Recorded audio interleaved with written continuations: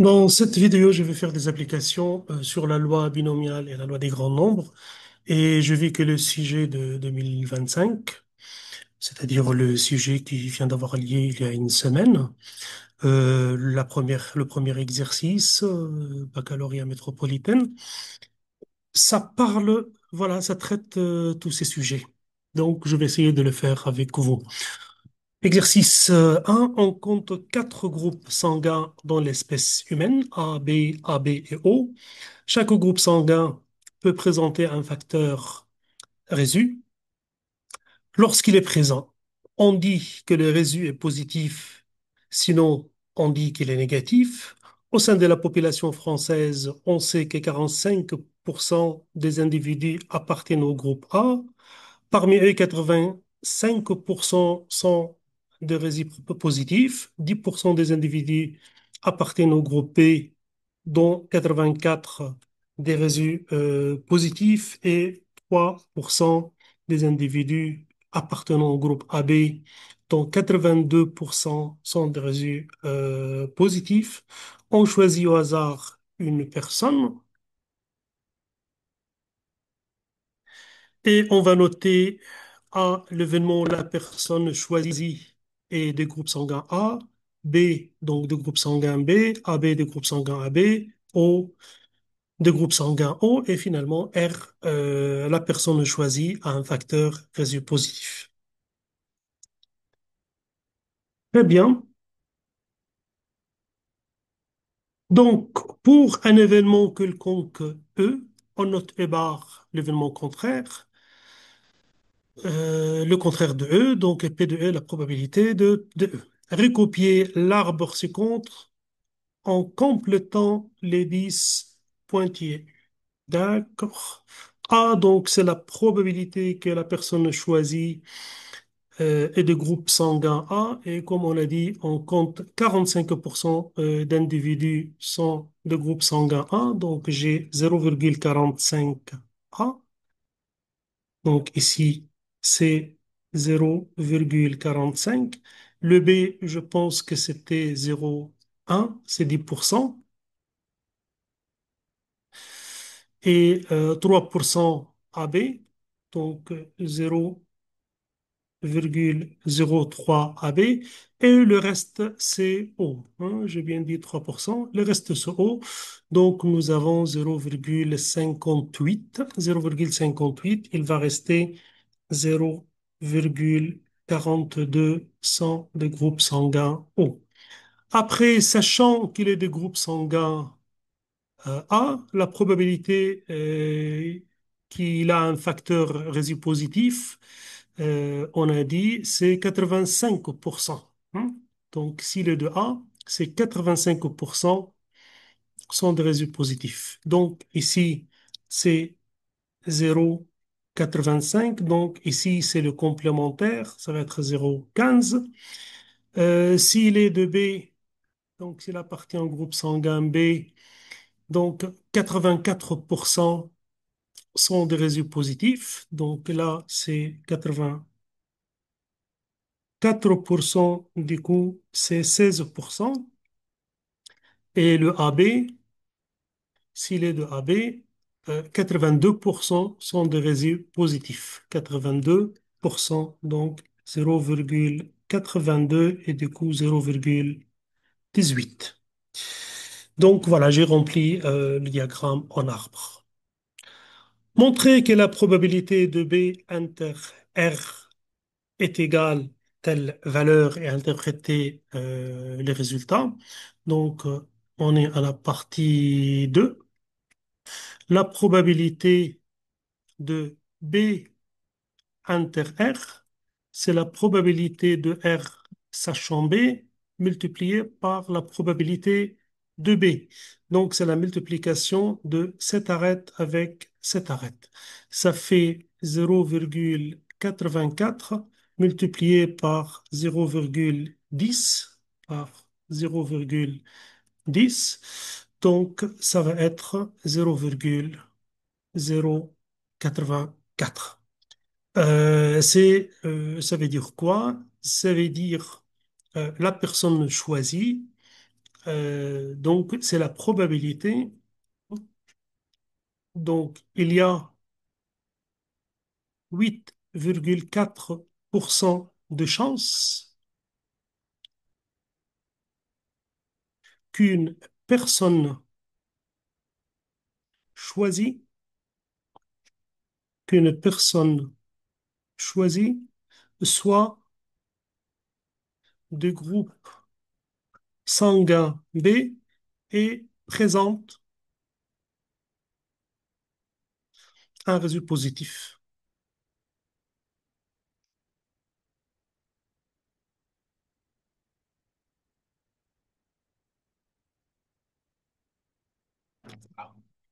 Troisièmement, ça c'est l'interprétation.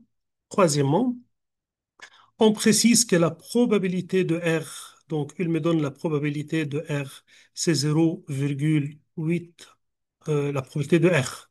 La probabilité de R, c'est 0,8397. Montrer que la probabilité de R sachant O est égale à 0,83. La probabilité conditionnelle, vous connaissez la définition, hein.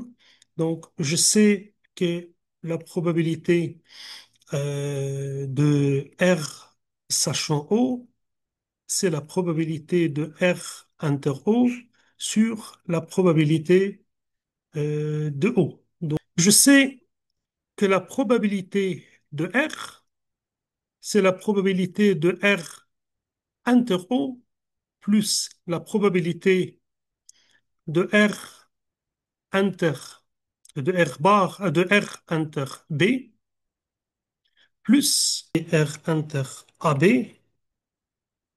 plus la probabilité de R inter A, plus la probabilité de R inter A. J'ai tout, sauf R inter O, je peux calculer la probabilité de R inter O. Donc, la probabilité de R inter O égale la probabilité de R qui est 0,8397, moins, donc je ramène tout ça, tous ces trois-là de l'autre côté de l'égalité, moins la probabilité de R inter B, on l'a calculé tout à l'heure, R inter B c'est 0,084, moins la probabilité de R inter AB par exemple, R inter AB c'est le produit de ces deux arêtes, je monte un tout petit peu, donc moins 0,03 multiplié par 0,82, moins R inter A, c'est le produit de ces deux arêtes, donc moins 0,45 fois 0,85. Je fais les calculs, juste je prends une seconde pour regarder sur la calculatrice.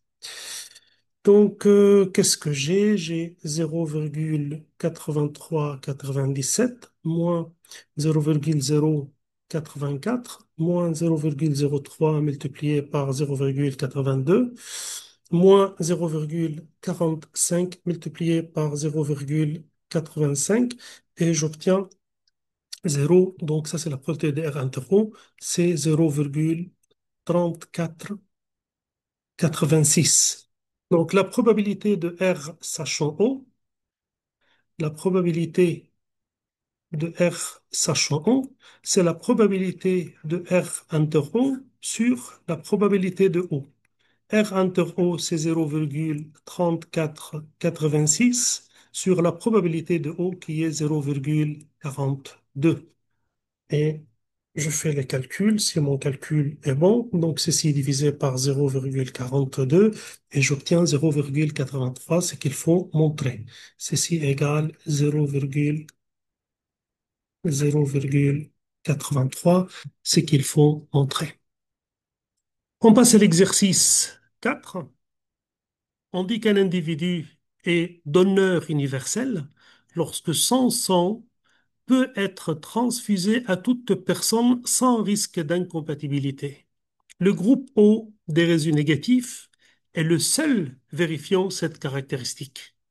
Donc là, on est arrivé à ici, non, ça c'est juste pour mentionner sur le diagramme. Ça, c'est 0. Donc ici, ça, c'est 0,17. D'accord. OK, donc il faut que ça soit O et R bar, hein. Donc le groupe O des résidus négatifs est le seul vérifiant cette caractéristique. Montrer que la probabilité qu'un individu choisi au hasard dans la population française soit donneur universel est de telle valeur, c'est-à-dire c'est l'intersection R bar inter O. Donc la partie 4, je cherche la probabilité de R bar inter O. Donc, c'est la probabilité de R bar, sachant O fois la probabilité de O. Donc, c'est le produit de ces deux arêtes. Ça fait 0,17 fois 0,42. Et je vérifie sur la calculatrice. Donc, c'est un 0,17 multiplié par 0,42 et j'obtiens exactement ce qu'il dit, 0,0714. Lors d'un collecte de sang, on choisit un échantillon de 100 personnes dans la population d'une ville française. Cette population est suffisamment grande pour assimiler ce choix à un tirage avec remise. On note X, la variable aléatoire, qui à chaque échantillon de 100 personnes associe le nombre des donneurs universels dans cet échantillon. Justifier que X suit une loi binomiale dont on précisera le paramètre. Donc, épreuve de Bernoulli,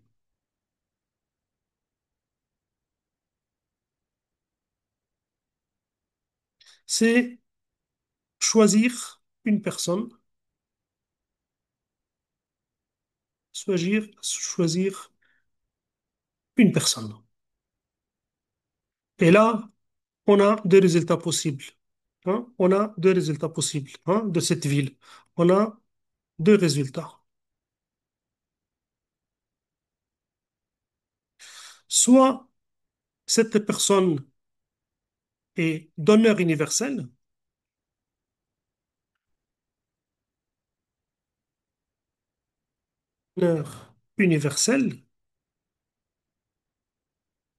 avec une probabilité, j'appelle ça succès, probabilité 0,0714, hein, ou bien non. C'est-à-dire, il n'est pas R bar et O, hein. Il est R bar, il n'est pas R bar et O, exactement, hein. Il est les autres cas. Donc, ou bien non, et ça, c'est le chèque. Donc, on a des résultats possibles. Donneur universel ou n'est pas donneur universel. Et on est en train de répéter ça 100 fois, hein. On est en train de répéter ça 100 fois. Lorsque je choisis un échantillon de 100 personnes, donc il y a une répétition, hein, il y a une répétition de l'expérience d'une façon identique et indépendante, parce qu'on a supposé que la population est assez grande. Le fait de choisir un puis de choisir un autre, c'est négligeable si la ville est de 100, est de 1 million, par exemple. 1 million moins une personne, c'est pas important. Ça ne change pas les résultats. Donc, on répète cette expérience 100 fois d'une façon identique et indépendante.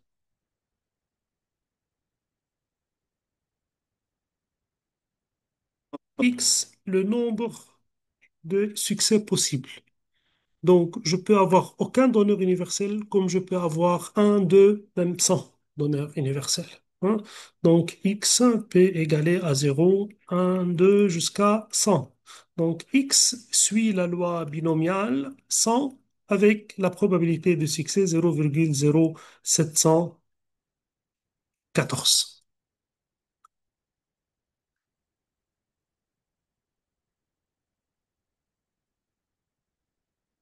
Déterminer à distanciement 3 près quelle est la probabilité qu'il y ait au plus 7 donneurs universels de cet échantillon, hein. La probabilité qu'il y ait au plus, c'est-à-dire moins que 7. Donc, je cherche, ça c'est quelle partie? Ça c'est la partie B. B. Je cherche la probabilité que x au plus 7, c'est inférieur ou égal à 7. Donc, d'après la calculatrice, hein, la probabilité que x plus petit ou égal à 7. D'après la calculatrice, vous allez vous allez à binomial, la loi binomiale répartition. Donc, avec la calculatrice, je vais aller à distribution. Je descends à la loi binomiale répartition ici. J'introduis les paramètres nombre de C, c'est 100. La probabilité, c'est 0,0714 et X, c'est 7. Et je fais Enter et j'obtiens 0,577. Donc 0,577. Donc ceci égale 0,577 si ma mémoire est bonne. 577. D'accord. Ça, c'est la probabilité que X soit plus petit que 7. Après,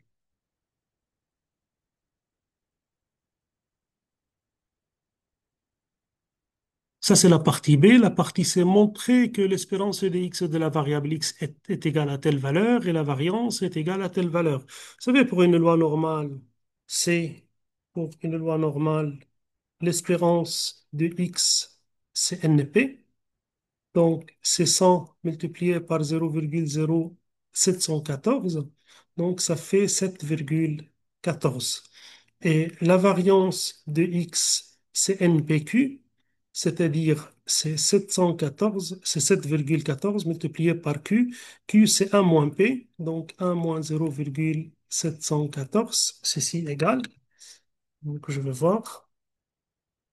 Donc, 1 moins 0,714, c'est un zéro ici. C'est un zéro ici. 0,714 est égal, multiplié par 7,14 et ça fait 6, donc ça fait 6,63. C'est ce qu'il demande. Est-ce que j'ai obtenu les valeurs demandées? 6,63 est égal, oui, c'est ça, c'est exactement ça. 7,14. Voilà, c'est exactement ça. La partie 2 dit la chose suivante. Lors de la semaine nationale du don de sang, de don du sang, une collecte de sang est organisée dans N villes françaises choisies au hasard, numérotées de 1 jusqu'à N. N est un entier naturellement nul. On considère la variable x1 qui, à chaque échantillon de 100 personnes de la ville 1, hein, donc x1 associe à chaque échantillon de la ville 1, le nombre de donneurs universels de cet échantillon. D'accord. On définit de la même manière les variables aléatoires x2, donc voilà, pour chaque échantillon associe le nombre de donneurs universels de la ville 2, etc. On suppose que ces variables aléatoires sont indépendantes et qu'elles admettent le même espérance E et la même variance sigma au carré. Et je prends Mn, la somme, c'est-à-dire la valeur moyenne des succès. Hein, c'est le nombre moyen de donneurs universels dans toutes ces villes, c'est-à-dire dans les N villes. Que représente la variable Mn? Ben, je viens de le dire. Donc Mn est le nombre moyen, c'est la moyenne arithmétique des donneurs universels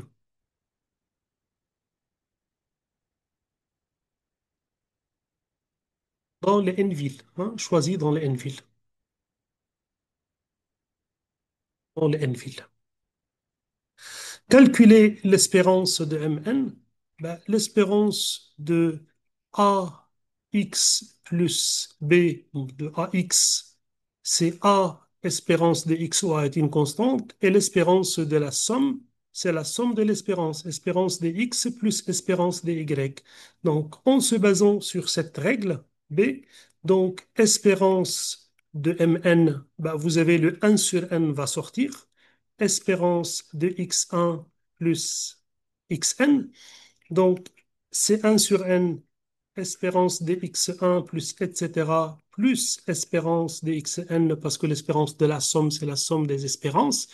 Comme toutes ces espérances sont égales, donc c'est 1 sur n, espérance x1 plus espérance x1 plus espérance x1, parce qu'elles sont toutes de même espérance, c'est n espérance x1, je simplifie par n, c'est espérance x1 par exemple, c'est le 0, c'est le 7,14, hein, le 7,14.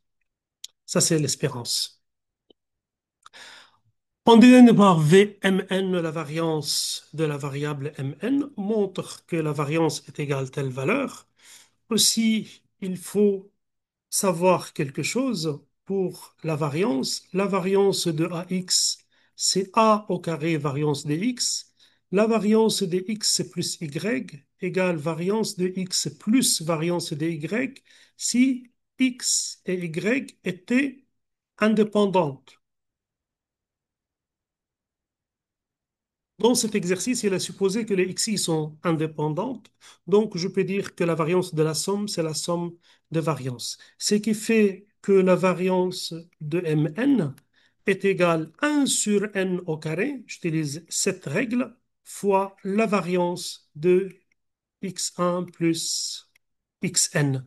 Comme les variables sont indépendantes, c'est la variance de x1 plus etc. plus la variance de xn, car les xi sont indépendantes.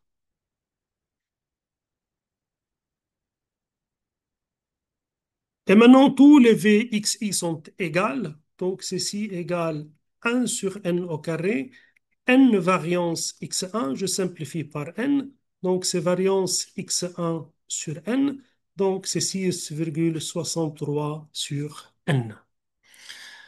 Déterminer la plus petite valeur n pour laquelle l'inégalité de Chebyshev permet d'affirmer la probabilité, hein, donc la probabilité, ça c'est la partie D, la probabilité que D plus petit mn plus petit 7,28 est supérieur ou égal à 0,95. Bon, qu'est-ce qu'il dit l'inégalité? Qu'est-ce qu'elle dit l'inégalité de Chebyshev?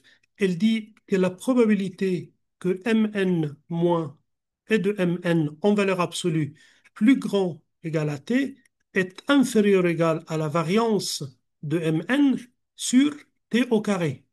Sur t au carré. Donc, qu'est-ce que c'est mn moins et de mn? Mn moins E de Mn, c'est quoi? C'est Mn moins E de Mn, c'était quoi? Juste, je vais regarder là-haut. E de Mn, c'était 7,14. Moins 7,14. Bon, au lieu d'utiliser cet événement qui est plus grand, je vais utiliser le plus petit hein, pour exhiber, parce que là, j'ai des plus petits, j'ai des comprisantes. Donc, je vais utiliser l'événement complémentaire de ça. Donc, Mn, donc je vais prendre Mn moins 7,14 en valeur absolue, plus petit ou égal à t, qu'est-ce que ça donne? Hein? Qu'est-ce que ça donne? Pour arriver à Mn tout seul comme ça, Mn tout seul comme ça, utiliser cette propriété, valeur absolue de x plus petit que alpha, équivalent à dire que x entre moins alpha et alpha. Hein? Donc, lorsque vous dites ceci plus petit que t, ceci équivalent à dire que Mn moins 7,14 compris entre moins t été. Et pour arriver à Mn tout seul, parce que j'ai Mn tout seul ici, j'ajoute 7,14. J'ajoute 7,14. Donc 7,14 moins t plus petit que Mn, plus petit que 7,14 plus t. Et là, il suffit de choisir t de sorte que ceci est égal à 20, est égal à 7 et ceci est égal à 7,28. Donc, il suffit de prendre t égale combien? 0,14. Hein? Prenez t égale 0,14. Et là, la probabilité que Mn compris entre 7 et 7,28, c'est la probabilité, hein, que Mn moins 7,14 soit plus petit que quoi? Soit plus petit que t, donc plus petit que 0,14. Et cette probabilité, hein, puisque cet événement, c'est l'événement opposé de Mn moins 7,14 plus grand, alors ceci va être 1 moins la probabilité Mn moins 7,14 plus grand que 0,14. Et je sais d'après Chebyshev, or la probabilité que Mn moins 7,14 soit plus grand que 0,14, c'est inférieur ou égal à V de Mn sur 0,14 au carré. C'est-à-dire, c'est inférieur V de Mn. V de Mn, on l'a calculé, c'était 6,63 sur n. 6,63 sur n multiplié par 0,14 au carré. Très bien. Donc ça, j'ai cette probabilité, je peux majorer. Je multiplie par moins. Moins la probabilité Mn moins 7,14 plus grand que 0,14, ça devient plus grand quand je multiplie par moins, l'inégalité par moins, l'inégalité change, devient plus grand que moins 6,63 sur n fois 0,014, juste je donne le 0,014 au carré, c'est 0,0196 n, c'est-à-dire nous avons 6,63 divisé par 0,0196, ceci égale 414,1, donc c'est moins 414,375 sur n. Maintenant, j'ajoute 1, parce que c'est un moins, hein, c'est un moins, j'ajoute 1 et j'obtiens la probabilité que Mn entre ces deux valeurs. Hein. Donc finalement, la probabilité que 7 inférieur ou égal Mn inférieur ou égal à 7,28, hein, c'est supérieur ou égal à un moins 114, sur n. Donc, c'est supérieur ou égal à n moins 114, 300, 114,100 sur n. Je cherche n de sorte que ceci est plus grand que 0,75. Donc, vous cherchez n de sorte que ceci est plus grand que 0,95, n'est-ce pas? 95, j'ai bien lu. Oui, 95. Donc, on cherche n de sorte que ceci est plus grand que 0,95. Ben, c'est une inégalité à étudier. Donc, vous avez n, je multiplie par n, j'aurai n moins 114,375 plus grand que 0,95 n. Je mets les n ensemble. Donc, n moins 0,95 n est plus grand que 114,375. Et ça, c'est 0,05, 0,05 n. Ça, c'est 15 plus grand que 114,173. Donc, n doit être plus grand 375 sur 0,05. 2000, n plus grand que 2287,5. Et comme n est un entier, donc la plus petite valeur de n que je dois choisir, ça va être 2288